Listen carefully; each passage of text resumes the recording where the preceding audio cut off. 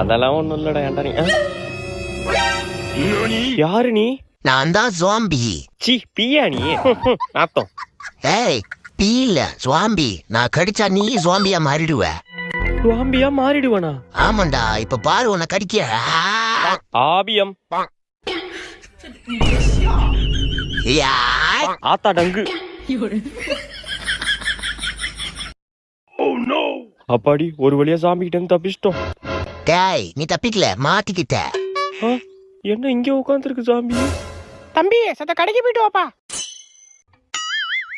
நான் மாட்டலடா, நீ தான் மாட்டிக்கிட்ட. மா கடைக்கெல்லாம் போக முடியாது. கடைக்கு போக முடியாதா ஒண்ணு?